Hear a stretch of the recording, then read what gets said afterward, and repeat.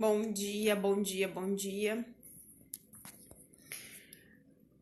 Como que vocês estão? Pleno feriado. Eu queria só que vocês me dessem um feedback de como está o áudio. Que às vezes... Oi, Sofia. Ai, minhas amiguinhas aqui, muito queridas. Queria que vocês me dessem um feedback do áudio, porque às vezes eu uso uma capinha aqui e às vezes o áudio do Instagram não funciona muito bem. Hoje eu preparei para vocês uma espécie de uma aulinha básica. Ai, obrigada. É uma aulinha básica que todo mundo pergunta: como começar o jejum?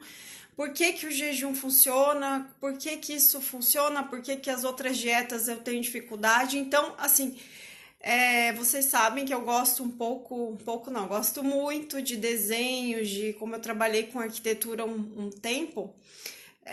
Eu gosto de exemplificar, mostrar para as pessoas, fazerem elas entenderem de uma forma mais dinâmica, mais agradável, né? Por isso que vocês veem algumas artes, às vezes, no meu Instagram, porque eu acho que as pessoas compreendendo fica mais fácil entender o porquê que ela tá fazendo aquilo, tá?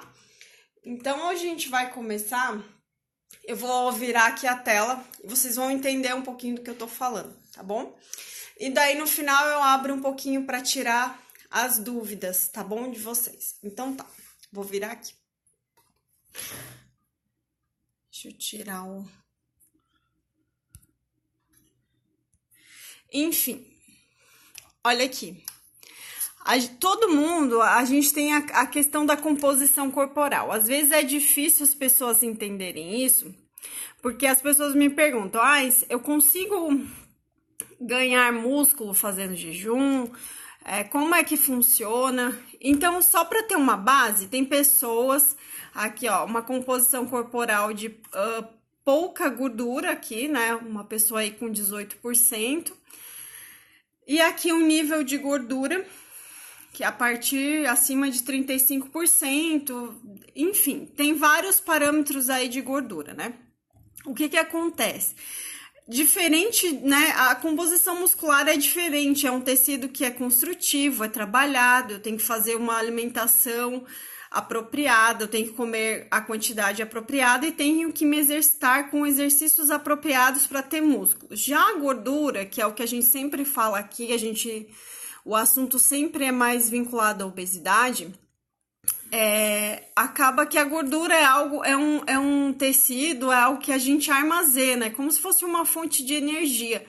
Então, a primeira pergunta básica: o jejum queima músculo? Se for um jejum intermitente, se não for aquele jejum de dieta de fome, mas sim com estratégias intermitentes, onde você se alimenta nos períodos com uma alimentação balanceada, você não vai queimar músculo. Por quê? Porque a gordura, como a gente vê, é um tecido de armazenamento. Ela serve para acumular, para quando você tem pouco alimento disponível, ela ser gasta, ser utilizada como fonte de energia, tá?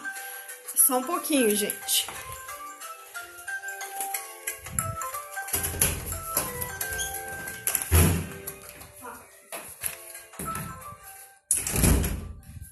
Ai, desculpa.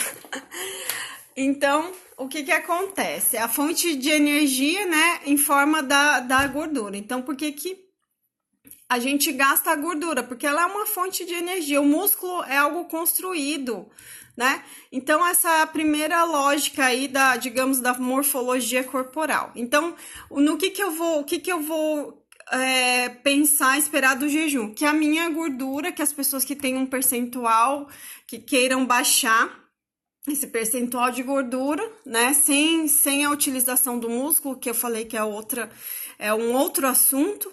Então, o jejum, ele vai utilizar isso, tá? Então, como que funciona? Geralmente, as dietas tudo que a gente aprendeu até hoje sobre emagrecimento envolve essa questão de calorias saindo, né? É aquele balanço calórico, né? E quando eu como, as calorias entram. Então, é um balanço. esse balanço ele faz algum sentido, porque não adianta eu comer muito, demasiado exagero, que vai ter muita caloria entrando, né? Mesmo que eu faça muitos exercícios, por exemplo, se eu faço lá 2 horas de academia todos os dias, se o meu treino for intenso, eu vou lá ter no máximo, né? Não um atleta, né, gente? Uma pessoa comum, ela vai perder aí 600 calorias, isso num valor mais alto. 600, 700. Isso na alimentação é muito fácil repor essas 600 calorias, não é nada significativo. Mas faz sentido, porque se eu comer além, eu não vou ter esse processo aí de emagrecimento, né? Isso, depois eu vou explicar o porquê. Nesse outro slide, isso aqui que é onde eu quero chegar. Esse carinha aqui, o Gary Taubes, escreveu o livro Por que Engordamos. Enfim, o que acontece além das calorias entrando. Por que a gente engorda tão fácil nos dias de hoje? Porque será que o que a gente come tem a ver? Com certeza, porque, como eu falei, 500 calorias de frango, de carne ou de ovos é diferente, muito diferente de 500 calorias de brigadeiro ou de bolo. Principalmente as refeições que têm carboidratos, que eles viram açúcar, glicose, né? Então, o que eu vou pensar? Se eu como lá várias calorias vindas dos carboidratos, que são esses aqui, os mais refinados, que todos eles vão virar açúcar no sangue. Diferente das proteínas, né, dos ovos, da carne, eles não têm esse mesmo mecanismo. Aí tá, eu vou secretar insulina quando eu começar a comer. Os carboidratos, eles são digeridos e entram na circulação, elevando os níveis de açúcar, meio que quase que instantaneamente. Então, quando a gordura, quando eu como esses níveis de açúcar ficam elevados, eles são armazenados como triglicerídeos nas células adiposas, ou seja, porque para ultrapassar, gente, pensa assim, ó, para ultrapassar 1.500 calorias de pizza e de bolo é muito fácil, qualquer pessoa, porque você vai lá comer um lanche, quase que um lanche com batata frita e refrigerante, você já passou aí a quantidade de calorias, digamos, do dia. É muito fácil. Então, como o nosso corpo ele tem um modo limitado de processar esses açúcares, eles já transformam como gordura. E alguns carboidratos também são convertidos como gordura no fígado, tá? As células de gorduras ficam mais gordas, né? E a gente também ficamos mais inchados, como eu disse aqui no primeiro slide. E além de eu estar comendo, de eu estar elevando a insulina, na nossa dieta tradicional, a gente come de manhã, na hora que acorda, a gente come no almoço, a gente come no lanche, a gente come na janta. Então, acaba que a gente passa a comer o dia inteiro e aquela insulina lá que a gente falou fica alta o dia inteiro. Então, como é que eu vou emagrecer? Se eu como o dia inteiro e se eu como alimentos que me fazem aumentar essa insulina, e essa insulina é um hormônio do armazenamento que me dá mais fome. Então, como é que isso acontece? Como é que é quase impossível emagrecer, ou pelo menos se manter emagrecendo até o seu resultado, até o seu objetivo, só reduzindo calorias e não pensar nessa questão da insulina, né? E qual que é a proposta do jejum? A gente limitar esse tempo, em vez da gente ficar comendo o reloginho inteiro, lá aqui o que acontece no tradicional? A gente tem um período de refeição quase da hora que a gente levanta até a hora que a gente dorme. Nosso jejum natural aí, eu digo, todo mundo faz jejum, é de mais ou menos, tem gente que fica 8, 10 horas e nem isso. Então, e a maior parte do tempo, né, como o dia tem 24 horas, a gente passa quase o dia todo comendo. A proposta do jejum, qual que é a diferença? A gente vai resumir essas horas do dia. Em vez de passar lá 14 horas do dia comendo, a gente passa 8, 6, sei lá quantas horas, cada um vai escolher um protocolo. E na maior parte do tempo, ó, pense que isso aqui é o nosso reloginho, a gente vai estar com a insulina baixa, a gente não vai estar estimulando, a gente não vai ter picos de fome, a gente não vai ter picos de açúcar, quase que na maior parte do dia, né? Se for 16, 18 ou 20 horas, sei lá, depende de quantos dias você faz. E tem gente que faz de 12, que não quer mais perder. Muita gente pergunta se o de 12 funciona. Eu ouço muitas pessoas falando que fazem jejum de 12 horas para manter, porque já são magras, já não querem mais emagrecer. Chegou num percentual de gordura, no nível de gordura ideal para ela, e ela faz de 12 só por uma questão de hábito e manutenção, tá? Mas o que eu quero dizer para vocês... não adianta, mesmo que eu faça jejum e dá picos de insulina, mesmo nessas poucas horas. Aqui, o pessoal sempre fala da low carb, porque a low carb é uma estratégia de manter a insulina mais estabilizada, porque aqui no jejum a gente fica com a insulina quase que zerada, né? Fica com o nosso corpo aí realmente dando um descanso nessa parte do dia. No período de alimentação, o que acontece? As pessoas, eu não emagreço, porque ela faz lá 2 ou 3 refeições nesse período de jejum, ela vai comer pizza, macarrão, bolo, fica com, além de que dá pico de açúcar, ela vai sentir fome quando ela voltar para o jejum, porque ela estimulou muito a insulina. Então, assim, a proposta para, digamos, estender esse período de jejum, esse estímulo do jejum, é você diminuir aí essa carga glicêmica, esses alimentos que estimulam a insulina para o seu jejum ser mais agradável. Dá para fazer comendo pizza, bolo? Olha, gente, até dá, mas pensa assim, que você está diminuindo a tua alimentação. E quando você vai se alimentar, você vai pôr só lixo, só comida industrializada. Não é uma boa estratégia para quem pensa em saúde, né? Porque aqui a gente fala também, não é só do emagrecimento, principalmente a saúde. Então, por que eu acho muito interessante essa estratégia?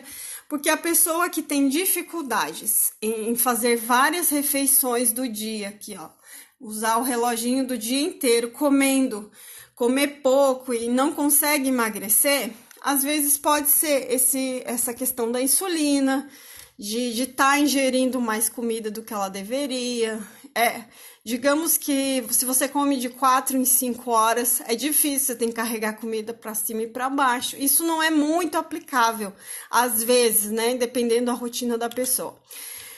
Já, por exemplo, se você se planeja para fazer 1 ou 2 refeições, ou até 3 no dia, você pode se organizar, né? Tem gente que faz a janta e faz um lanche à tarde, ou faz almoço, lanche e janta. Então, fica, digamos, mais aplicável. E lembrando sempre desse período, não adianta também você fazer jejum e super se alimentar nos períodos que você não está em jejum, porque lembra lá da nossa primeira balança aqui. A questão não é exatamente ficar contando calorias, mas sim, seu corpo ele tem um limite. No fundo, a gente tem que fazer um pouco de matemática, porque o teu corpo também funciona assim através da matemática, né? Se você ultrapassar essas necessidades, isso não vai funcionar.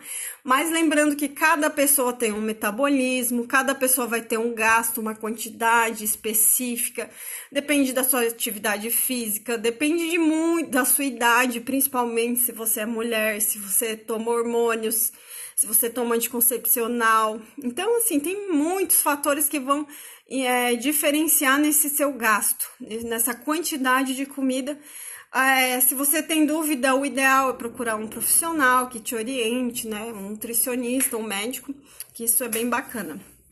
E no final, é como um carro mesmo, né? O carro tem lá o tanque e se você ultrapassar o combustível, né? O que vai acontecer? Vai transbordar. Nosso corpo, ele é muito esperto também, muito inteligente, tá?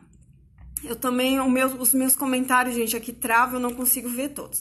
Aí no final, eu coloquei aqui uma tabelinha de alimentos que, digamos, tem uma carga glicêmica, um índice glicêmico menor. Então, como eu estava falando, são alimentos que vão te nutrir, tem densidade nutricional, né?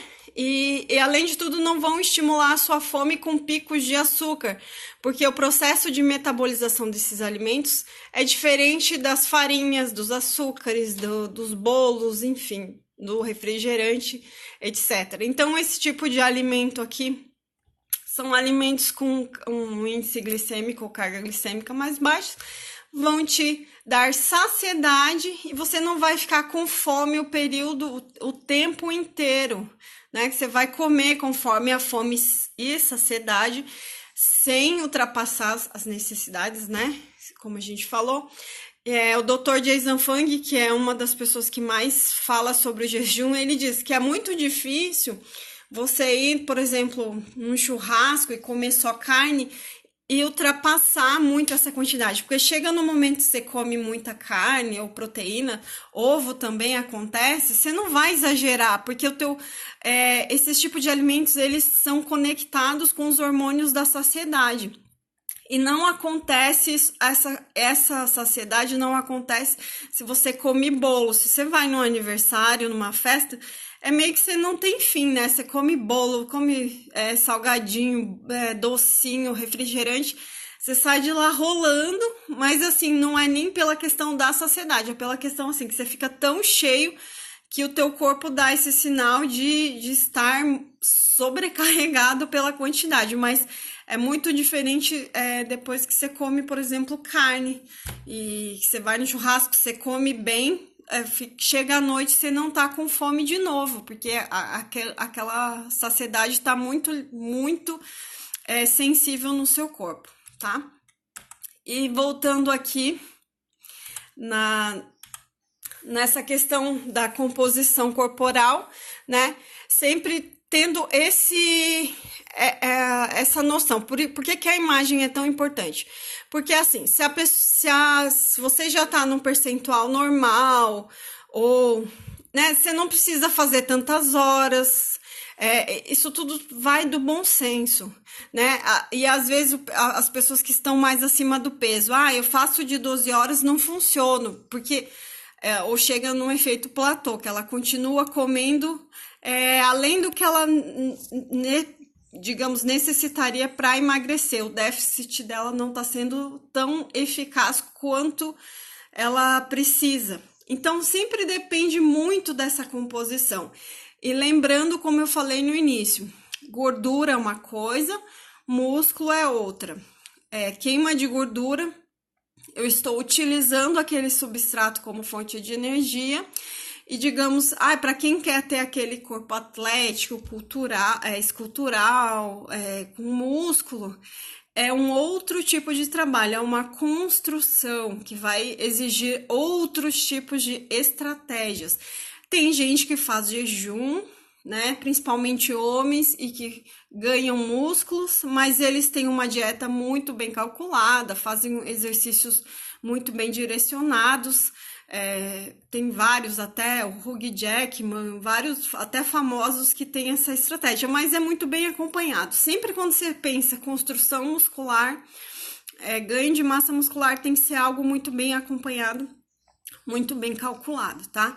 Mas quando a gente tá falando aqui do jejum intermitente, em termos de obesidade, de excesso de açúcar no sangue, diabetes, colesterol, fígado gorduroso, a gente está falando de excesso de insulina e de excesso de gordura, né? E isso é o que meio que assola a maioria das pessoas hoje. Hoje até crianças estão com diabetes, né? Porque esse excesso ali de insulina, como a gente explicou nesse gráfico, muita insulina, muito açúcar, as crianças tomam café da manhã já comendo bolacha recheada, tomam refrigerante o tempo todo, nunca vem uma alimentação, uma proteína, uma comida natural, poucas, né, têm esses hábitos. Então, aí, essas doenças, diabetes, colesterol, que são doenças, digamos, associadas à velhice, hoje elas estão cada vez mais cedo.